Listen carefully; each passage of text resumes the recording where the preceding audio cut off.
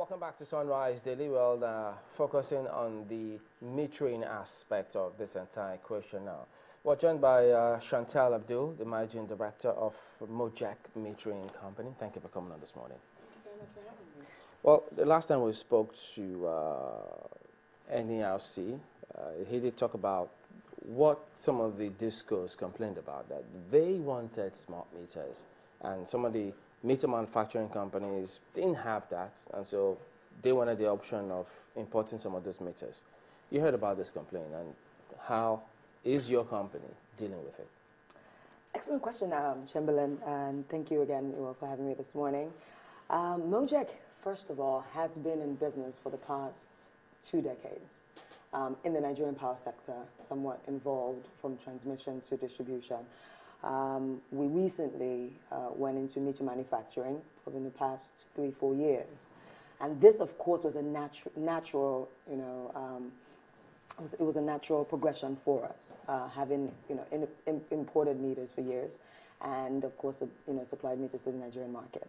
Now, that gives you a certain specific competency. You understand the local terrain, some of the challenges in Nigeria that the Nigerian market faces specifically. But we actually built a state-of-the-art meter assembling facility. I've heard this comment made quite a lot, that people are saying that there are no manufacturers in Nigeria. There's probably about 6 manufacturing companies in Nigeria. What's the capacity? Excellent. So I can speak specifically for Mojec.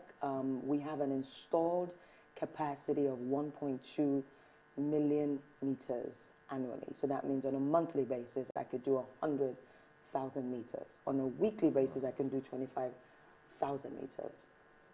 I mean, the numbers, again, I could talk daily. Does that meet up with what the discos require? Yes, it does. It does, certainly. It's, of course, what the discos require. NERC, of course, being the regulatory body, in the Nigerian electricity supply industry, is they set the metering code, all right? And this metering code, of course, came about from a collective, information that has been provided both by technicians and, the engineers, and as well, even many of these discos, right?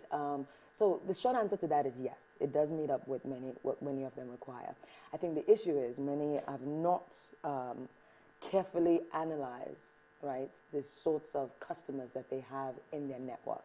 As you know, there's the different tariff that has been set, whether you're R2, R3, R4, what have you. The truth of the matter is that with every meter, there's a cost associated, okay? Some are wondering whether should they go smart meter or should they go the ordinary prepaid meters. The cost, again, varies for which type of meter technology you're going to adopt.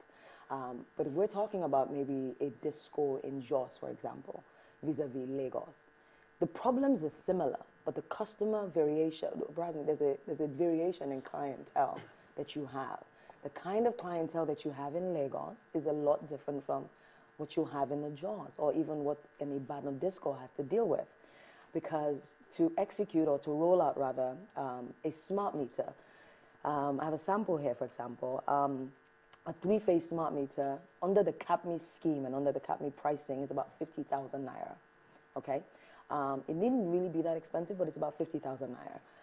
If you were to roll that out in Ibadan, for example, in the rural, interior parts of Nigeria, it will take a customer there who probably vends what we call vending, which is when you prepay your meter, right? Who probably vends maybe 500 on a bi-monthly basis.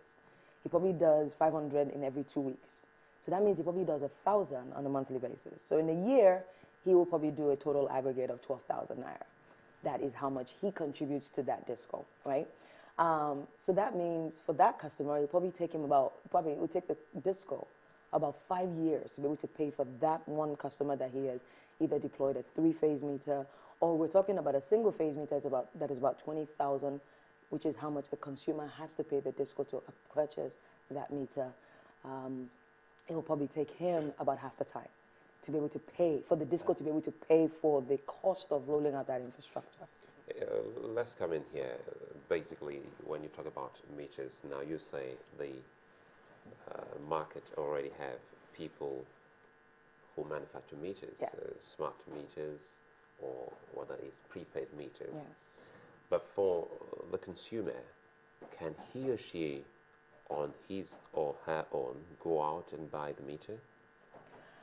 No, Good. not yet. So, in other words, it's still, this business is still tied to the discos. Yes, it is. So, what are the discos saying? A couple of them have come up to say there are no prepaid meters, they are not smart meters. I doubt if the discos can make that claim. I mean, we've all met each other. We know that factories like Mojec exist. Ours is located on a Papa Oshodi highway. There's Elsworthy. There's Momas, I believe, who you all may have had last week, which is Memcol. There's some located in Zaria. There's about 6 of us in total. You know, in fact, we actually have a body. It's almost the same thing when you say, well, we have phones, and you reel up the names of all the phones, and we don't have anyone using phones. Excellent. So good point, right? So it's one thing to say, well, does Nokia actually have an assembly plant in Nigeria? Does Nokia actually just supply phones to Nigeria? Or does Samsung have an assembly plant? No, they don't. The names I'm mentioning to you actually own facilities where they actually have production lines, and we assemble these meters, and we bring in the memory board, and we bring in various components, and we assemble these meters.